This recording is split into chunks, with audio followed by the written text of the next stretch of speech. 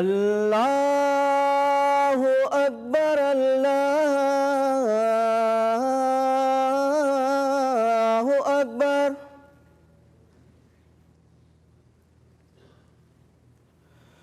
اللہ اکبر اللہ اکبر اشہد ان لا الہ الا اللہ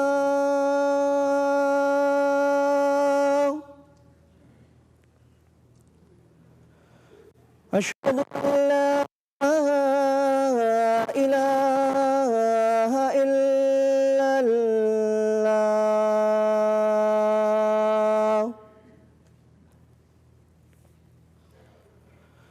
اشہد ان محمد رسول اللہ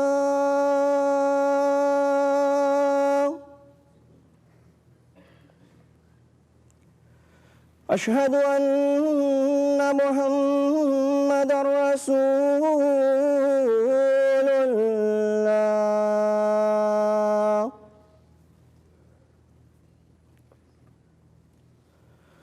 حی علی الصلاة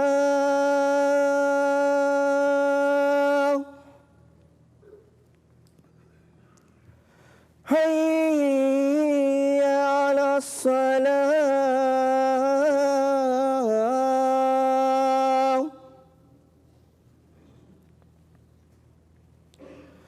حی علی الفلاح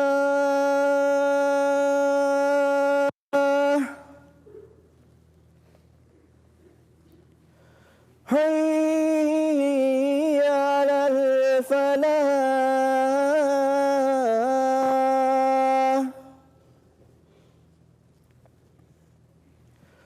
اللہ اکبر اللہ اکبر لا الہ الا اللہ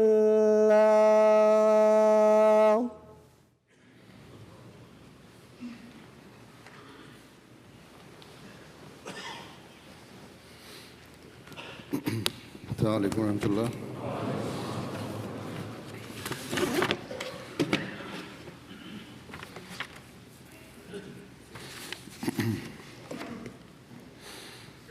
أشهد أن لا إله أشهد أن لا إله إلا الله وحده لا شريك له وأشهد أن محمدًا عبده ورسوله أما بعد فأعوذ بالله من الشيطان الرجيم بسم الله الرحمن الرحيم الحمد لله رب العالمين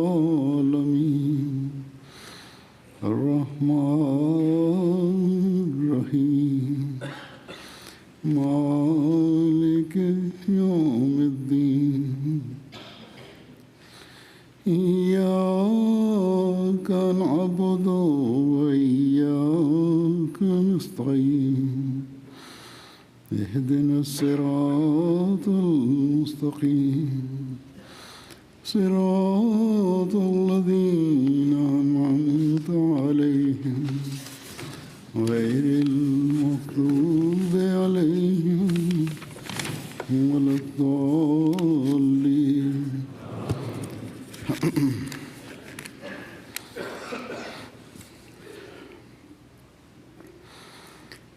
اللہ تعالیٰ کے فضل سے جماعت میں بچوں کو وقف کرنے کا رجحان بڑھ رہا ہے. روزانہ مجھے والدین کے خط ملتے ہیں.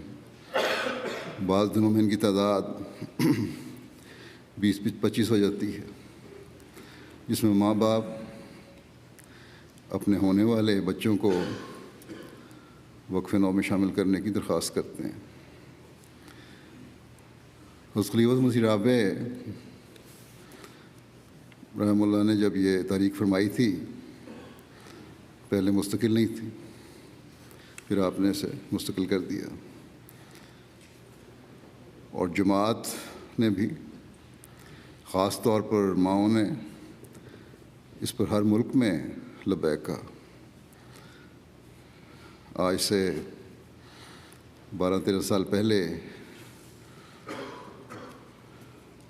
ان کے جماعت کے جو اس طرح توجہ ہوئی تھی، اس کی وجہ سے جو تعداد واقفین نو کی 28,000 سے اوپر تھی، اب یہ تعداد اللہ تعالیٰ کے فضل سے 61,000 کے قریب ہو چکی ہے،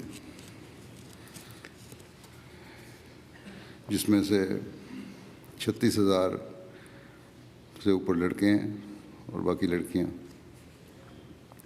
گویا وقت کے ساتھ ساتھ یہ رجحان بڑھ رہا ہے کہ ہم نے اپنے بچوں کو پیدائش سے پہلے وقف کرنا ہے.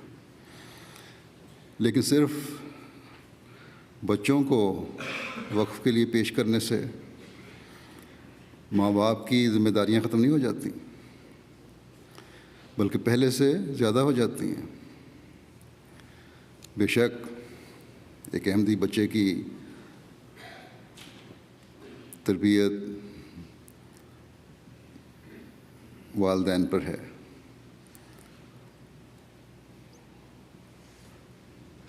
اور والدین اپنے بچے کی بہتری چاہتے ہیں، اس کی دنیاوی تعلیم بھی چاہتے ہیں، تربیت بھی چاہتے ہیں، دینی تعلیم بھی چاہتے ہیں اگر وہ دینی رجحان رکھنے والے والدین ہیں.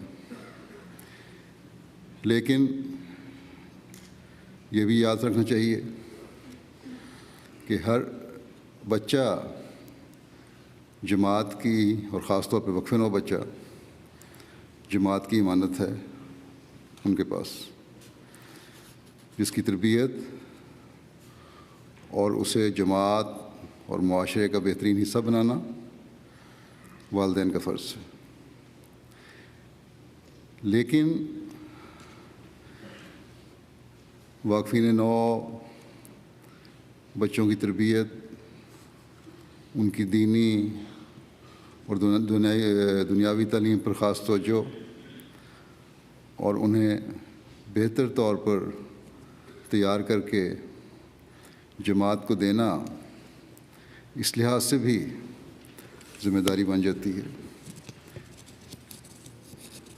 کہ پیدائش سے پہلے ماں باپ یہ عہد کرتے ہیں کہ ہم جو کچھ بھی ہمارے ہاں پیدا ہونے والا ہے، لڑکا ہے یا لڑکی، اسے خدا کے لیے، اللہ تعالیٰ کے دین کے لیے، حضرت صلی اللہ علیہ وسلم کے غلام صادق کے مشن کی تکمیل کے لیے، جو تکمیل اشاعت ہدایت کا مشن ہے، جو اسلام کی تعلیم کو دنیا میں پھیلانے کا مشن ہے، جو خدا تعالیٰ کا حق ادا کرنے کی طرف دنیا کو توجہ دلانے کا مشن ہے، جو ایک دوسرے کا حق ادا کرنے کی اسلامی تعلیم کے دنیا کے ہر فرد تک پہنچانے کا مشن ہے، اس کے لیے پیش کرتے ہیں.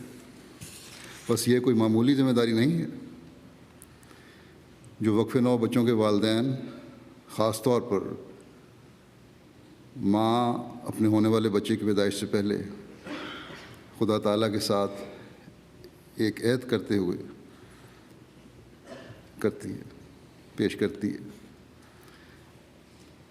اور خلیفہ وقت کو لکھتے ہیں کہ ہم حضرت مریم کی ماں کی طرح اللہ تعالیٰ سے یہ عہد کرتے ہوئے اپنے بچے کو وقف نو اسکیم میں پیش کر رہے ہیں کہ رب انی نظرت لک ما فی بطنی محررا فتقبل منی انک انت السمیع العلیم، کہ اے میرے رب جو کچھ میرے پیٹ میں ہے میں تیرے لیے پیش کر رہی ہوں، یہ تو مجھے نہیں پتہ کہ کیا ہے، لڑکا ہے یا لڑکی، لیکن جو بھی ہے میری خواہش ہے، میری دعا ہے کہ یہ دین کا خادم بنے۔ فتقبل منی، میری اس خواہش اور دعا کو قبول فرما اور اسے قبول فرما لے۔ انک انت السمیع العلیم، تو بہت سننے والا اور جاننے والا ہے۔ بس میری عاجزانہ دعا بھی سن لے۔ تجھے علم ہے کہ دعا میرے دل کی آواز ہے، یہ ماؤں کی خواہش ہوتی ہے وقت سے پہلے بچے کی، اور ہونی چاہیے ایک احمدی ماں کی جب وہ اپنے بچے کو وقف نو کے لیے پیش کرتی ہے، اور اس میں باپ بھی شامل ہے۔ بس جب یہ دعا وقف نو میں شامل کرنے والے بچے کی ماں کرتی ہے تو ان ذمہ داریوں کا بھی احساس رہنا چاہیے جو اس عہد کے نبھانے اور اس دعا کے قبول ہونے کے لیے ماؤں پر بھی اور باپوں پر بھی عائد ہوتی ہیں۔ وقف نو میں بچہ ماں اور باپ دونوں کی رضامندی سے پیش ہوتا ہے۔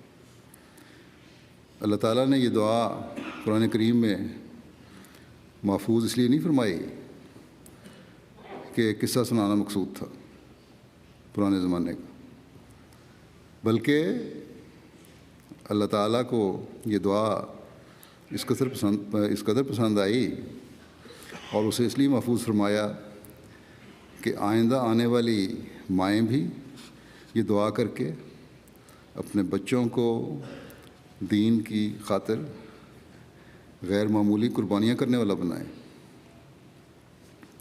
گو کہ ہر مومن دین کو دنیا پر مقدم کرنے کا عہد کرتا ہے، لیکن وقف کرنے والے ان معیاروں کی انتہاؤں کو چھونے والے ہونے چاہیے۔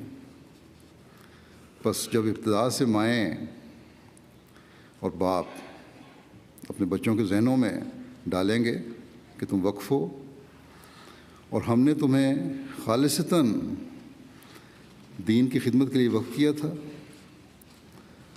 اور یہی تمہاری زندگی کا مقصد ہونا چاہیے، اور ساتھ ہی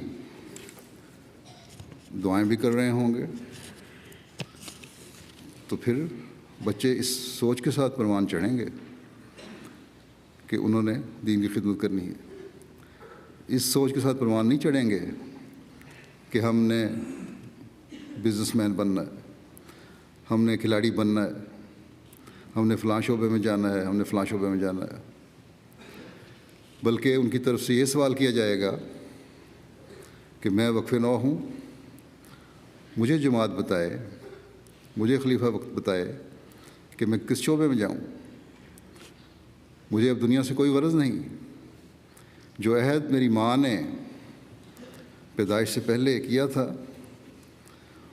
اور جو دعائیں اس نے میری پیدائش سے پہلے مانگی تھیں اور پھر میری تربیت ایسے رنگ میں کی کہ میں دنیا کے بجائے دین کو تلاش کروں، میری خوش قسمتی ہے کہ میری ماں کی دعاؤں کو اللہ تعالیٰ نے سنا اور میری ماں کی کوششوں کو جو اس نے میری تربیت کے لیے کیں اللہ تعالیٰ نے پھل لگایا۔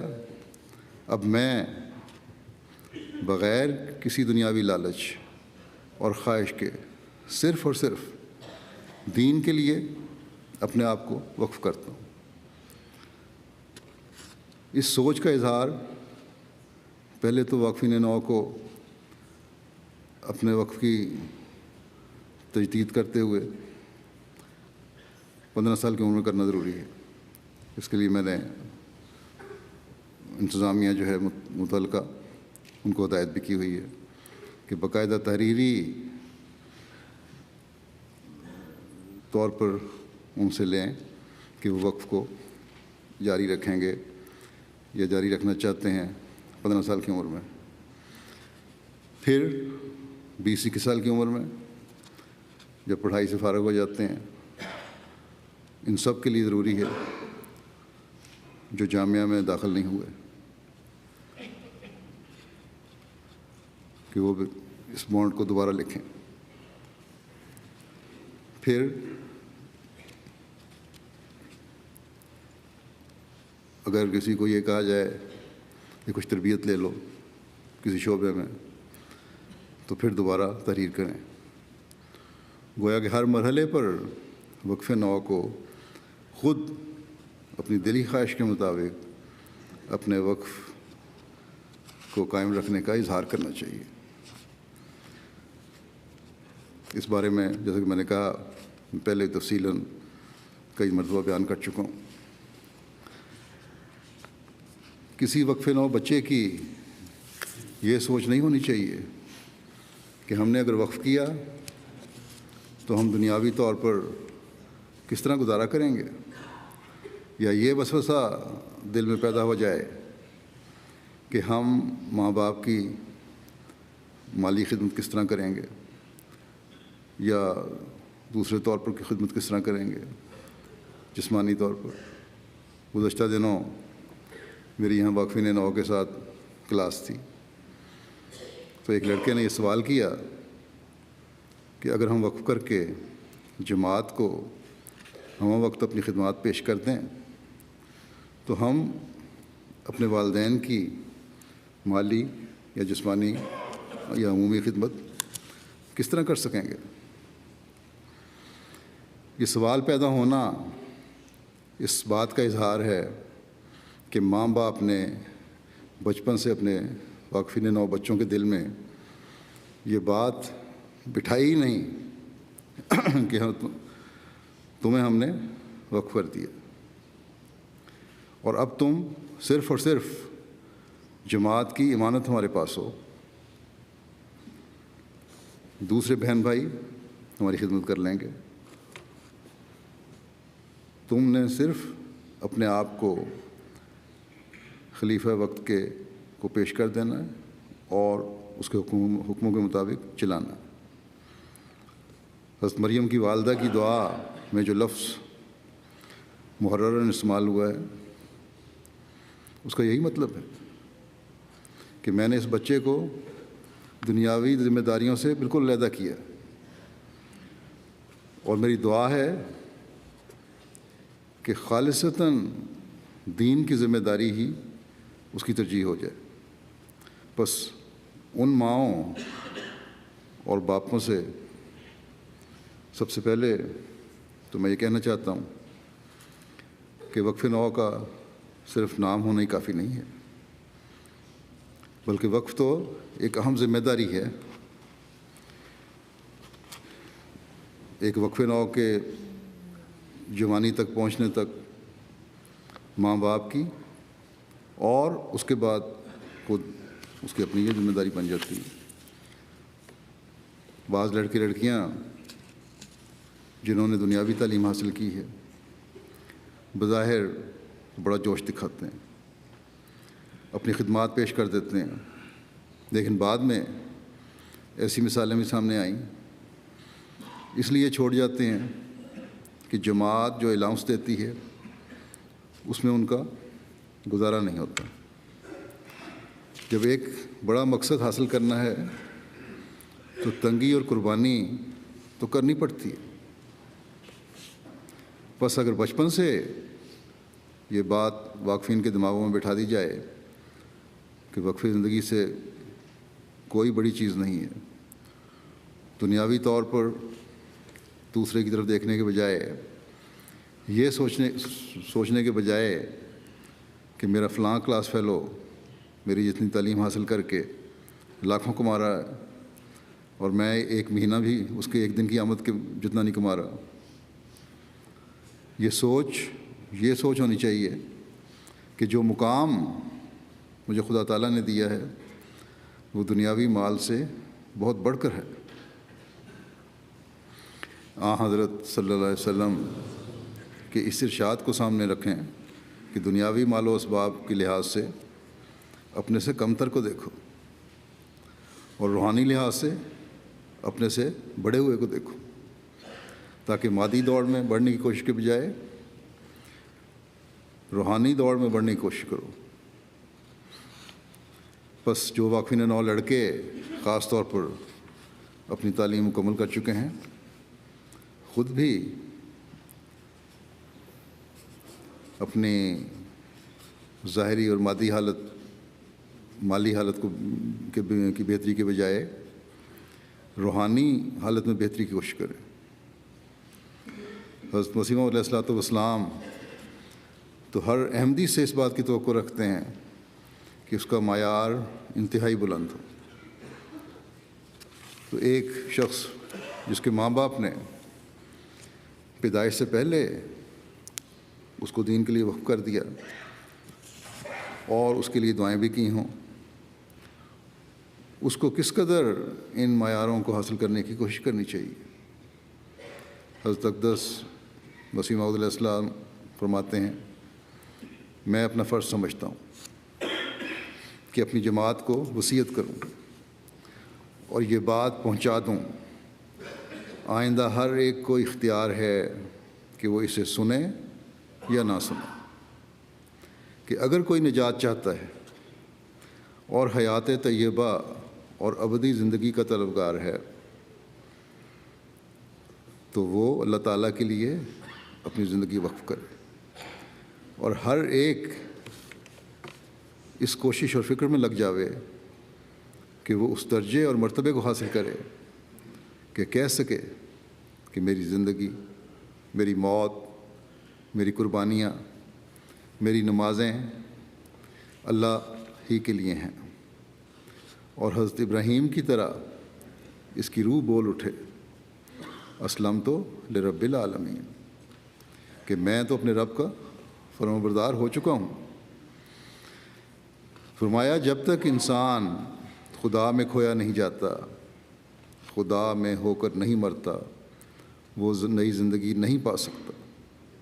بس تم جو میرے ساتھ تعلق رکھتے ہو، تم دیکھتے ہو کہ خدا کے لیے زندگی کا وقف میں اپنی زندگی کی اصل اور غرض سمجھتا ہوں، یہی بنیاد ہے اور یہی مقصد ہے۔ پھر تم اپنے اندر دیکھو کہ تم میں سے کتنے ہیں جو میرے اس فعل کو اپنے لیے پسند کرتے اور خدا کے لیے زندگی وقف کرنے کو عزیز رکھتے ہیں۔ بس واقفین نو کو عام احمدی سے بلند ہو کر یہ مقام حاصل کرنے کی کوشش کرنی چاہیے۔ دوسرے بھی وقف کرتے ہیں دین کی خاطر، اور ہر ایک وقف کر بھی نہیں سکتا۔ یہ بھی اللہ تعالیٰ نے فرمایا ہے کہ تم میں سے ایک گروہ ہونا چاہیے دین کا علم حاصل کرے اور پھر جا کے اپنے لوگوں کو بتائے۔ دنیاوی کاموں میں بھی الجھے ہوئے ہیں، لیکن حضرت مسیح نے یہ بھی فرمایا کہ دنیاوی کام کرتے ہوئے بھی خدا کا خوف اور دین مقدم ہونا چاہیے۔ واقفین نو کو تو اپنے قناعت کے معیاروں کو بہت بڑھانا چاہیے، اپنی قربانی کے معیاروں کو بہت بڑھانا چاہیے۔ یہ نہیں سوچنا چاہیے کہ ہم مالی لحاظ سے کمزور ہوں گے تو ہمیں شاید ہمارے بہن بھائی کمتر سمجھیں، یا والدین ہمیں اس طرح توجہ نہ دیں جس طرح باقیوں کو دے رہے ہیں۔ اول تو والدین کو ہی یہ خیال کبھی دل میں نہیں لانا چاہیے کہ واقفین زندگی کم تر ہیں۔ واقفین زندگی کا معیار اور مقام بہت بلند ہے، اس سے ان کی نظر میں ہونا چاہیے، لیکن واقفین زندگی کو خود اپنے آپ کو ہمیشہ دنیا کا عاجز ترین بندہ سمجھنا چاہیے۔ واقفین نو کو جہاں قربانی کا معیار بڑھانا ہے، وہاں اپنی عبادتوں کے معیار کو بھی بلند کرنا چاہیے، اپنی وفا کے معیار کو بھی بڑھانا چاہیے، اپنے اور اپنے والدین کے عہد کو پورا کرنے کے لیے اپنی تمام صلاحیتوں اور استعدادوں سے کام لینے کی کوشش کرنی چاہیے، دین کی خاطر کام لینے کی کوشش کرنی چاہیے۔ دین کی سربلندی کی خاطر کام کرنے کی کوشش کرنی چاہیے، تب اللہ تعالیٰ بھی نوازتا ہے، اور بغیر جزا کے اللہ تعالیٰ نہیں چھوڑتا کسی کو۔ حضرت اقدس مسیح موعود علیہ السلام ایک موقع پر اپنے عہدوں کو وفا کے ساتھ پورا کرنے کے بارے میں نصیحت فرماتے ہوئے فرماتے ہیں کہ خدا تعالیٰ نے قرآن شریف میں اسی لیے حضرت ابراہیم علیہ السلام کی تعریف کی ہے، جیسا کہ فرمایا ہے وَإِبْرَاهِيمَ الَّذِي وَفَّى، کہ اس نے جو عہد کیا اسے پورا کر کے دکھایا۔ بس عہدوں کو پورا کرنا کوئی معمولی چیز نہیں ہے، اور وہ عہد جو وقف زندگی کا عہد ہے، جس کے بارے میں حضرت مسیح موعود علیہ السلام کے درد بھرے الفاظ ہم سن چکے ہیں۔ کیسا عظیم عہد! اگر ہر وقف نو لڑکا اور لڑکی اپنے اس عہد کو وفا کے ساتھ پورا کرنے والا ہو تو ہم دنیا میں ایک انقلاب پیدا کر سکتے ہیں۔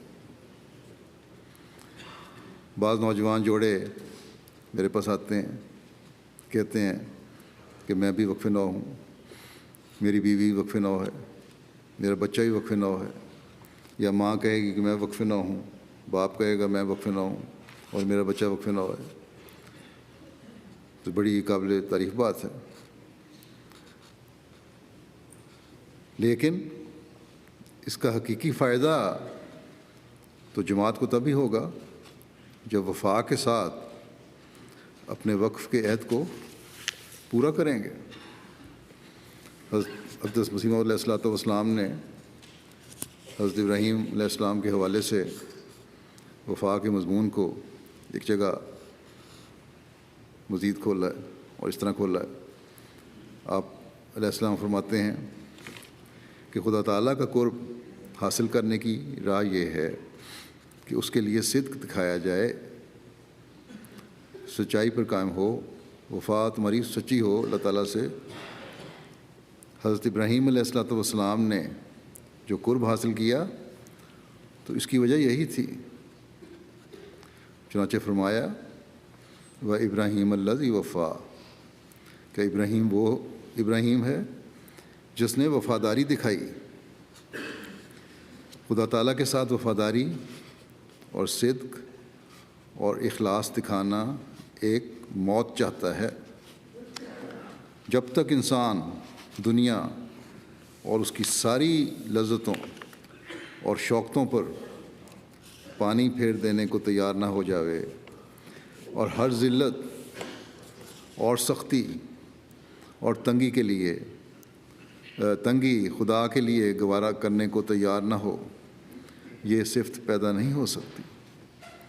بت پرستی یہی نہیں کہ انسان کسی درخت یا پتھر کی پرستش کرے، بلکہ ہر ایک چیز جو اللہ تعالیٰ کے قرب سے روکتی اور اس پر مقدم ہوتی ہے وہ بت ہے، اور اس قدر بت انسان اپنے اندر رکھتا ہے کہ اس کو پتہ نہیں لگتا کہ میں بت پرستی کر رہا ہوں۔ کہیں آج کل کے زمانے میں ڈرامے بت بن گئے ہیں، کہیں انٹرنیٹ بت بن گیا ہے، کہیں دنیا کمانا بت بن گیا ہے، کہیں اور خواہشات بت بن گئی ہیں۔ پر آپ نے فرمایا کہ انسان کو پتہ ہی نہیں لگتا کہ میں بت پرستی کر رہا ہوں، اور وہ کر رہا ہوتا ہے اندر ہی اندر۔ بس فرمایا کہ پس جب تک خالص خدا تعالیٰ ہی کے لیے نہیں ہو جاتا اور اس کی راہ میں ہر مصیبت برداشت کرنے کے لیے تیار نہیں ہو جاتا ہوتا، صدق اور اخلاص کا رنگ پیدا ہونا مشکل ہے۔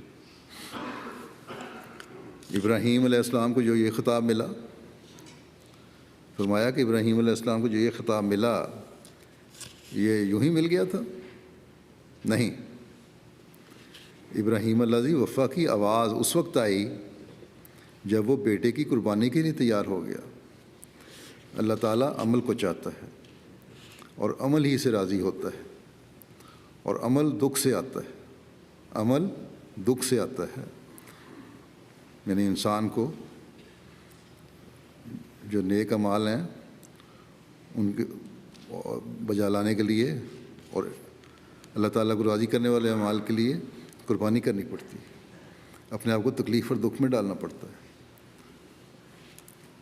لیکن جب انسان، فرمایا دکھ میں ہمیشہ رہتا نہیں انسان، عمل میں کرنے میں بے شک دکھ ہے لیکن دکھ میں ہمیشہ نہیں رہتا انسان۔ فرمایا کہ لیکن جب انسان خدا کے لیے دکھ اٹھانے کو تیار ہو جاوے تو خدا تعالیٰ اس کو دکھ میں بھی نہیں ڈالتا۔ ابراہیم علیہ السلام نے جب اللہ تعالیٰ کے حکم کی تعمیل کے لیے اپنے بیٹے کو قربان کر دینا چاہا اور پوری تیاری کر لی تو اللہ تعالیٰ نے اس کے بیٹے کو بچا لیا، بیٹے کی جان بھی بچ گئی، اور باپ کو بیٹے کی قربانی کی وجہ سے دکھ ہونا تھا، وہ اس دکھ سے بھی نجات ہو گئی۔ فرمایا کہ وہ آگ میں ڈالے گئے حضرت ابراہیم علیہ السلام، لیکن آگ ان پر کوئی اثر نہ کر سکی۔ اللہ تعالیٰ کی راہ میں تکلیف اٹھانے کو تیار ہو جاوے، فرماتے ہیں کہ اللہ تعالیٰ کی راہ میں تکلیف اٹھانے کو تیار ہو جاوے اگر انسان، تو خدا تعالیٰ تکالیف سے بچا لیتا ہے۔ بس یہ وہ معیار ہے اللہ تعالیٰ کا پیار جذب کرنے کے لیے اور اس کے فضلوں کو حاصل کرنے کے لیے جو حضرت مسیح موعود علیہ الصلوۃ والسلام نے ہمارے سامنے پیش فرمایا، اور ہم سے اس کے حصول کی توقع رکھی۔ یہ معیار نہ صرف ہر واقف نو کو حاصل کرنے کی کوشش کرنی چاہیے بلکہ ہر واقف زندگی کو یاد رکھنا چاہیے کہ جب تک قربانیوں کے معیار نہیں بڑھیں گے ہمارے وقف زندگی کے دعوے سطحی دعوے ہوں گے۔ بعض مائیں کہہ دیتی ہیں ہم کینیڈا آ گئے ہیں، ہمارا بیٹا پاکستان میں مربی ہے یا وقف زندگی ہے، اسے بھی یہاں بلا لیں اور یہیں اس کی ڈیوٹی لگا دیں، جو ہمارے پاس آ جائے۔ جب وقف کر دیا تو پھر مطالبے کیسے؟ پھر یہ خواہشیں کیسی؟ خواہشیں تو ختم ہو گئیں۔ جیسا کہ میں نے کہا کہ واقفین نو میں شامل کرنے کا رجحان بڑھ رہا ہے، یہ بڑی اچھی بات ہے۔ تو اس رجحان کو اللہ تعالیٰ کے لیے خالص کرتے ہوئے بڑھائیں، نہ کہ حالات کے بدلنے سے اپنے عہدوں کو کمزور کرنے والے یا توڑنے والے بن جائیں۔ حضرت صاحب نے فرمایا کہ بغیر دکھ کے، بغیر تکلیف کے قربانی نہیں ہو سکتی۔ حالات اگر بدلے ہیں تو اس کو برداشت کرنا ہے ہم نے، خاص طور پر انہوں نے جنہوں نے اپنے آپ کو وقف کے لیے پیش کیا یا جن کے ماں باپ نے اپنے بچوں کو پیش کیا اور پھر انہوں نے اس کی تجدید کی کہ ہم اپنے عہد جاری رکھیں گے۔ جیسا کہ حضرت مسیح علیہ السلام نے فرمایا ہے کہ جب انسان خدا کے لیے ہر قربانی کے لیے تیار ہو جاتا ہے تو پھر اللہ تعالیٰ نوازتا ہے، اللہ تعالیٰ نہیں چھوڑتا اور بے انتہا نوازتا ہے۔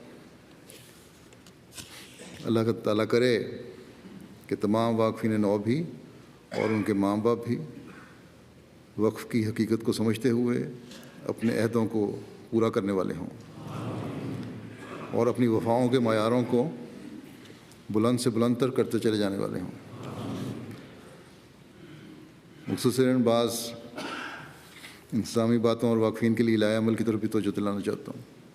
بعض لوگ سوال اٹھاتے ہیں، بعض واقفین نو کے ذہنوں میں غلط فہمیاں ہیں کہ وقف نو ہو کر ان کو کوئی ان کی علیحدہ ایک شناخت بن گئی ہے، شناخت تو بے شک بن گئی، لیکن اس شناخت کے ساتھ ان کا غیر معمولی طور پر ان سے سلوک، امتیازی سلوک نہیں ہوگا، بلکہ اس شناخت کے ساتھ ان کو اپنی قربانیوں کے معیار بڑھانے ہوں گے۔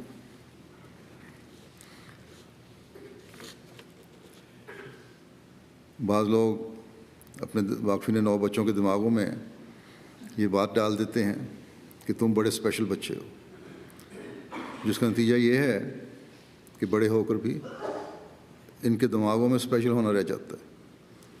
اور یہ سوال یہاں بھی اس قسم کی باتیں مجھے پہنچی ہیں۔ وہ وقف کی حقیقت کو پیچھے کر دیتے ہیں اور وقف نو کے ٹائٹل کو اپنی زندگی کا مقصد سمجھ لیتے ہیں کہ ہم اسپیشل ہو گئے۔ بعض کے دل میں یہ خیال پیدا ہو گیا ہے کہ کیونکہ ہم وقف نو میں ہیں اس لیے ہمیں ناصرات، اگر لڑکیاں ہیں تو ناصرات اور لجنہ، اور لڑکے ہیں تو اطفال اور خدام کے پروگراموں میں شامل ہونے کی ضرورت نہیں۔ ہماری تنظیم ایک علیحدہ تنظیم بن گئی۔ یہ بالکل غلط تصور ہے اگر کسی کے دل میں ہے۔ جماعت کا تو کوئی عہدیدار بھی، حتیٰ کہ امیر جماعت بھی، اپنی عمر کے لحاظ سے متعلقہ ذیلی تنظیم کا ممبر ہوتا ہے۔ بس ہر واقف نو لڑکی اور لڑکے کو یاد رکھنا چاہیے کہ وہ اپنی تنظیموں کے ممبر ہیں عمر کے لحاظ سے، جس عمر میں، اور ان کے پروگراموں میں حصہ لینا ضروری ہے ان کے لیے۔ اور جو حصہ نہیں لیتا ان کے بارے میں متعلقہ تنظیم کا صدر جو ہے وہ رپورٹ کرے، اور اگر اس وقف نو کی اصلاح نہیں ہوتی تو پھر ایسے بچے کو یا لڑکے کو یا نوجوان کو وقف نو اسکیم سے نکال دیا جائے گا۔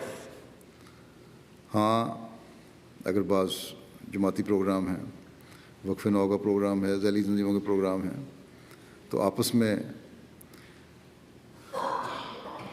ایک مل جل کر ایسے وقت رکھے جا سکتے ہیں جس میں ذیلی تنظیمیں اپنے پروگرام کریں اور وقف نو والے اپنے، اور کوئی کلیش نہ ہو۔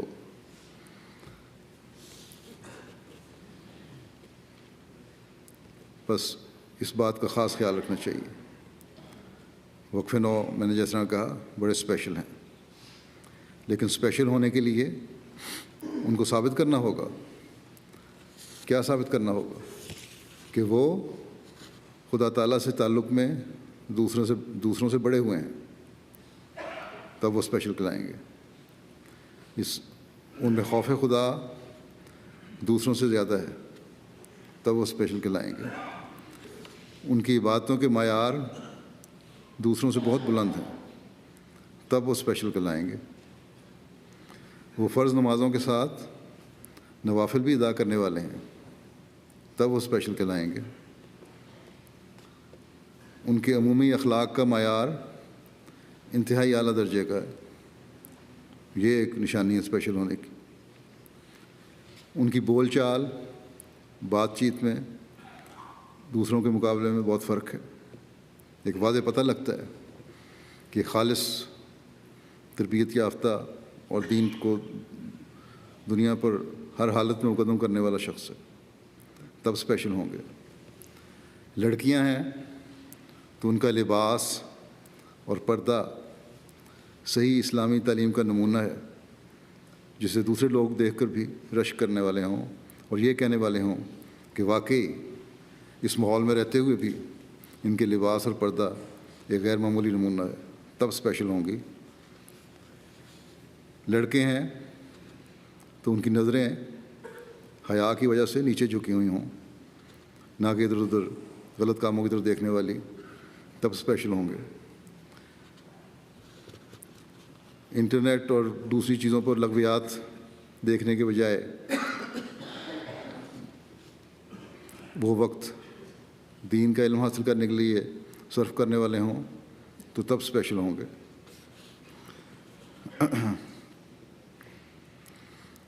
لڑکوں کے حلیے دوسروں سے انہیں ممتاز کرنے والے ہوں تو تب اسپیشل ہوں گے۔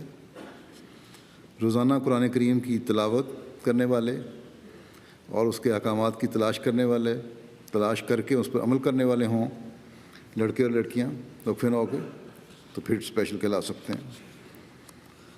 ذیلی تنظیموں اور جماعتی پروگراموں میں دوسروں سے بڑھ کر اور باقاعدہ حصہ لینے والے ہیں تو پھر اسپیشل ہیں. والدین کے ساتھ حسن سلوک اور ان کے لیے دعاؤں میں اپنے دوسرے بہن بھائیوں سے بڑے ہوئے ہیں تو یہ خصوصیت ہے. رشتوں کے وقت لڑکے بھی اور لڑکیاں بھی دنیا دیکھنے کے بجائے دین دیکھنے والے ہیں اور پھر رشتے نبھانے والے بھی ہیں تو تب کہہ سکتے ہیں کہ ہم خالصتاً دین پر عمل کرنے دینی ہدایات پر عمل کرتے ہوئے اپنے رشتے نبھانے والے ہیں تو اسپیشل کہلائیں گے. ان میں برداشت کا مادہ دوسروں سے زیادہ ہے. لڑائی جھگڑا اور فتنہ فساد کی صورت میں اس سے بچنے والے ہیں بلکہ صلح کروانے والے ہیں تو اسپیشل ہیں. تبلیغ کے میدان میں سب سے آگے آ کر اس فریضے کو سر انجام دینے والے ہیں تو اسپیشل ہیں. خلافت کی اطاعت اور اس کے فیصلوں پر عمل میں صف اول میں ہیں تو اسپیشل ہیں. دوسروں سے زیادہ سخت جان اور قربانیاں کرنے والے ہیں تو بالکل اسپیشل ہیں. عاجزی اور بے نفسی میں سب سے بڑے ہوئے ہیں. تکبر سے نفرت اور اس کے خلاف جہاد کرنے والے ہیں تو بڑے اسپیشل ہیں. MTA پر میرے خطبے سننے والے اور میرے ہر پروگرام کو دیکھنے والے ہیں تاکہ ان کو رہنمائی ملتی رہے تو بڑے اسپیشل ہیں.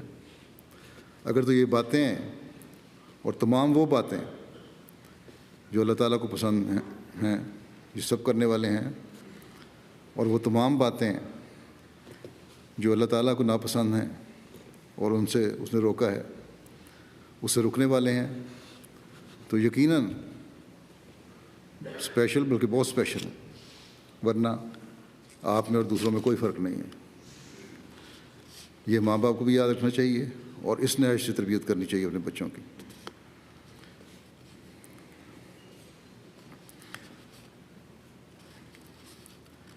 کیونکہ اگر یہ چیزیں ہیں تو اس وقت دنیا میں انقلاب لانے کا ذریعہ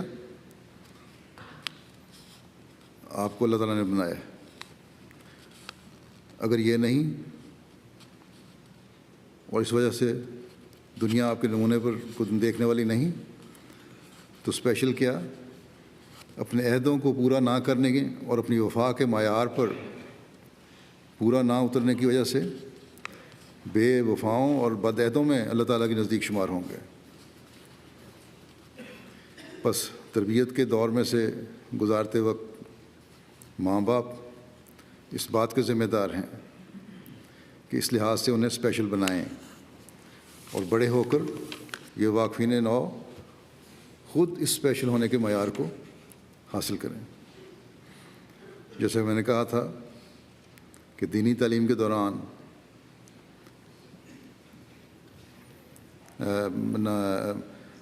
اپنی دنیاوی تعلیم کے دوران مختلف دوروں سے گزرتے وقت جماعت سے پوچھیں کہ ہمیں کس لائن میں جانا ہے بجائے خود فیصلے کرنے کے.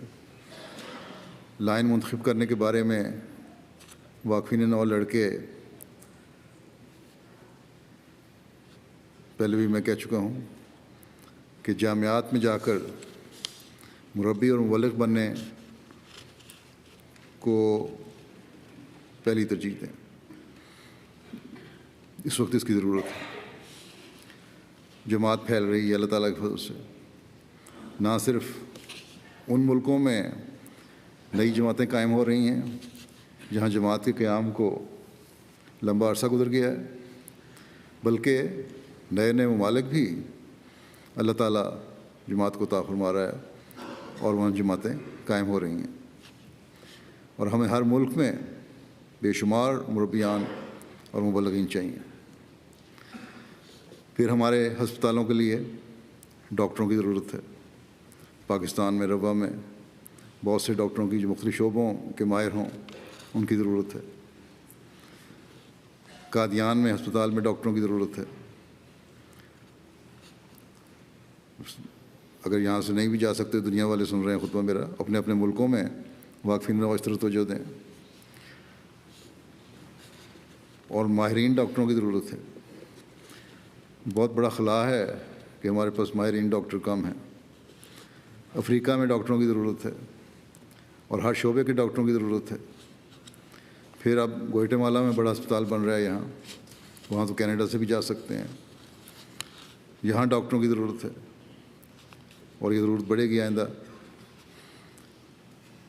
انڈونیشیا میں ضرورت ہے اور جوں جماعت پھیلے گی یہ ضرورت بڑھتی جائے گی. اس لیے اسپیشلائز کر کے ان ممالک سے اعلیٰ تعلیم حاصل کر کے اور تجربہ لے کر واقفین نو بچوں کو ڈاکٹر جو بن رہے ہیں ان کو آگے آنا چاہیے. اور جن ملکوں میں جانا آسان ہے وہاں جانا چاہیے, پیش کریں پھر جماعت بھیج دے گی. اسی طرح اسکولوں کے لیے ٹیچرز کی ضرورت ہے. ڈاکٹرز اور ٹیچرز کے لیے تو لڑکیاں اور لڑکے دونوں ہی کام آ سکتے ہیں, اس لیے اس طرح توجہ کریں. کچھ آرکیٹیکٹ اور انجینئرز بھی چاہیے جو تعمیرات کے شعبے کے ماہر ہوں, تاکہ مساجد, مشن ہاؤسز, اسکول, ہسپتال وغیرہ کی تعمیر کے کاموں میں صحیح نگرانی کر کے اور پلاننگ کر کے جماعتی اموال کو بچایا جا سکے. کم پیسے میں زیادہ بہتر سہولت مہیا کی جا سکے. پھر پیرامیڈیکل سٹاف بھی چاہیے, اس میں بھی آنا چاہیے. یہ تو وہ چند بعض اہم شعبے ہیں جن کی جماعت کو فی الحال ضرورت ہے. آئندہ ضروریات حالات کے مطابق بدلتی بھی رہیں گی. بعض واقفین نو کی اپنی دلچسپی بھی بعض مضامین میں زیادہ ہوتی ہے, اور جو میرے سے پوچھتے ہیں تو میں ان کی دلچسپی دیکھتے ہوئے ان کو اجازت بھی دے دیتا ہوں وہ پڑھیں.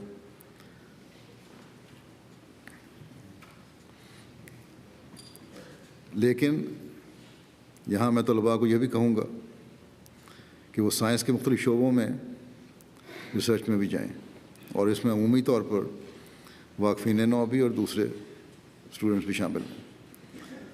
سائنس کے مختلف شعبہ جات کی ریسرچ میں ہمارے بہترین سائنسدان پیدا ہو جائیں تو آئندہ جہاں دین کا علم دینے والے احمدی ہوں گے اور دنیا دین سیکھنے کے لیے آپ کی محتاج ہوگی, وہاں دنیاوی علم دینے والے بھی احمدی مسلمان ہوں گے اور دنیا آپ کی محتاج ہوگی. ایسی صورت میں واقفین نو بے شک دنیا کا کام کر رہے ہوں گے, لیکن ان کا مقصد اس علم اور کام کے ذریعے خدا تعالیٰ کی وحدانیت کو دنیا پر ثابت کرنا ہوگا, اس کے دین کو پھیلانا ہوگا. اسی طرح دوسرے شعبہ جات میں واقفین نو جا سکتے ہیں, لیکن بنیادی مقصد یہ ہے اور جس کو ہر ایک کو جاننا چاہیے کہ میں واقف زندگی ہوں, اور کسی وقت بھی مجھے دنیاوی کام چھوڑ کر دین کی ضرورت کے لیے پیش ہونے کا کہا جائے تو بغیر کسی عذر کے, بغیر کسی حیل و حجت کے آ جاؤں گا.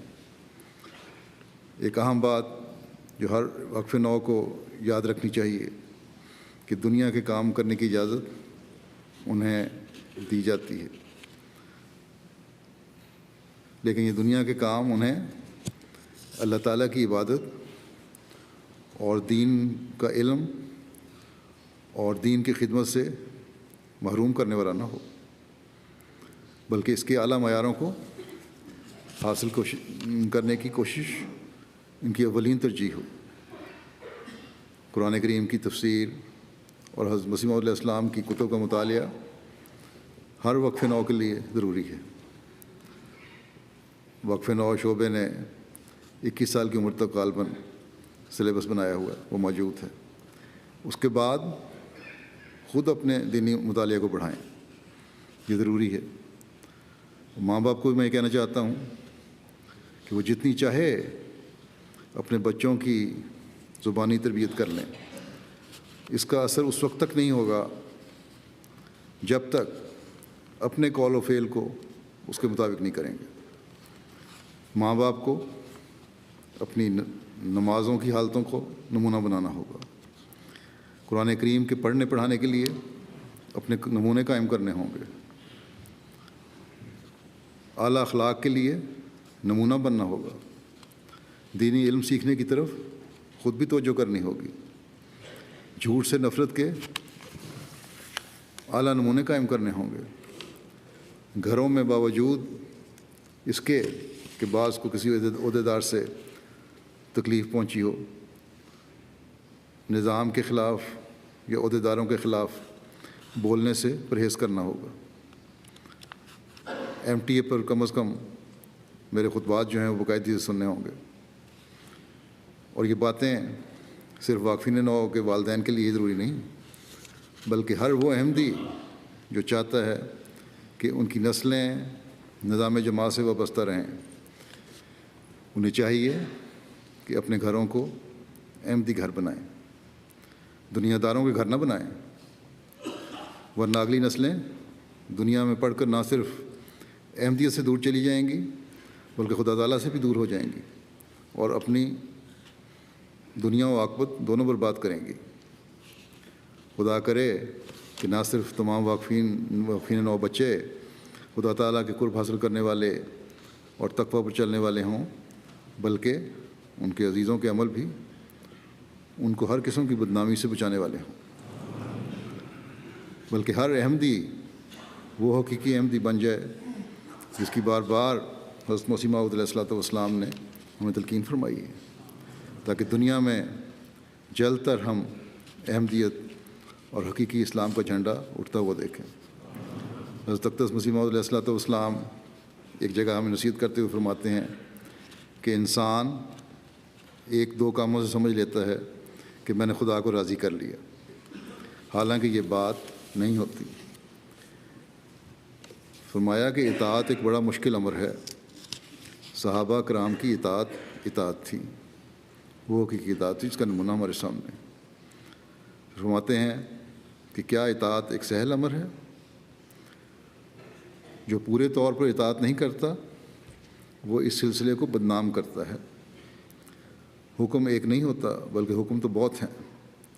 جس طرح بہشت کے کئی دروازے ہیں کہ کوئی کسی سے داخل ہوتا ہے اور کوئی کسی سے، اسی طرح دوزخ کے کئی دروازے ہیں۔ ایسا نہ ہو کہ تم ایک دروازہ تو دوزخ کا بند کرو اور دوسرا کھلا رکھو۔ پھر آپ فرماتے ہیں کہ آدمی کو بیعت کر کے صرف یہ نہیں ماننا چاہیے کہ یہ سلسلہ حق ہے اور اتنا ماننے سے اسے برکت ہوتی ہے۔ صرف ماننے سے اللہ تعالیٰ خوش نہیں ہوتا۔ جب تک اچھے عمل نہ ہوں، کوشش کرو کہ جب اس سلسلے میں داخل ہوئے ہو تو نیک بنو، متقی بنو، ہر ایک بدی سے بچو، زبانوں کو نرم رکھو، استغفار کو اپنا معمول بناؤ، نمازوں میں دعائیں کرو۔ اللہ تعالیٰ ہم سب کو ان نصائح پر عمل کرنے کی توفیق عطا فرمائے۔ ہم بھی اور ہماری نسلیں بھی نیکی اور تقویٰ پر قائم ہونے والی ہوں اور حضرت مسیح موعود علیہ الصلوۃ والسلام کے مشن کو پورا کرنے والی ہوں۔